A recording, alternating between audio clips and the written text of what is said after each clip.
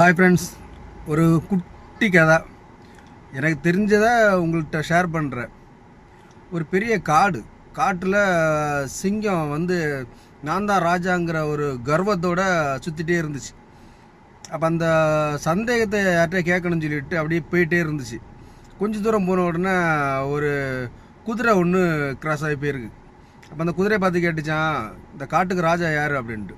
குதிரைன்னு சொல்லிச்சான், நீங்கள் தான் ராஜா அப்படின்ட்டு. கொஞ்சம் தூரம் போகும்போது ஒரு நரி ஒன்று கிராஸ் ஆகிடுச்சு. அந்த நரிக்கிட்ட கேட்டுச்சா, இந்த காட்டுக்கு ராஜா யார் அப்படின்ட்டு. உடனே நீங்கள் தான் ராஜா அப்படின்னு சொல்லிட்டு அந்த நரின்னு சொல்லிச்சான்.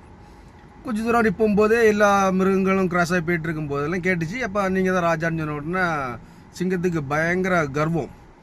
நம்ம தான் ராஜா, நம்மளை கேட்க யாருமே இல்லை, இந்த காட்டுக்கு நான் தான் ராஜா அப்படிங்கிற ஒரு கர்வம். அப்படியே கொஞ்சம் தூரம் போயிட்டு இருக்கும்போது ஒரு யானை ஒன்று போயிட்டே இருந்தது. உடனே அந்த சிங்கம் அந்த யானையை பார்த்து கேட்டுச்சா, இந்த காட்டுக்கு ராஜா யார் அப்படின்ட்டு. யானையும் அப்படி திரும்பி பார்த்துட்டு அது பாட்டு போயிட்டே இருக்குது. உடனே சிங்கம் திரும்பவும் கேட்டுச்சா, இந்த காட்டுக்கு ராஜா யாருன்னு சொல்லு அப்படின்ட்டு. அது திரும்பவும் அப்படி திரும்பி பார்த்துட்டு அது பாட்டுக்கு போயிட்டே இருக்குது. சிங்கத்துக்கு கோவம் வந்துடுச்சு. நான் கேட்டுகிட்டே இருக்கேன், நீ பாட்டு போயிட்டுருக்கேன்ட்டு சிங்கம் வந்து யானை பக்கத்தில் போயிடுச்சு.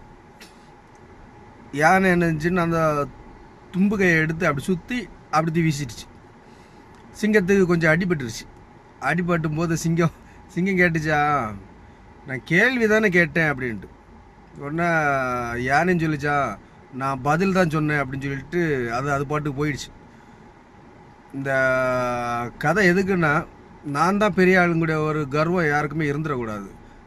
நம்மளோட பெரிய ஆளுங்களும் இருப்பாங்க. வல்லவனுக்கு வல்லவன் வையகத்திலும் உண்டு ஒரு சொல்லுவாங்கல்ல, அதுக்கு தான் ஒரு எக்ஸாம்பிள். பிடிச்சிருந்தால் லைக் பண்ணுங்கள், ஷேர் பண்ணுங்கள். நன்றி.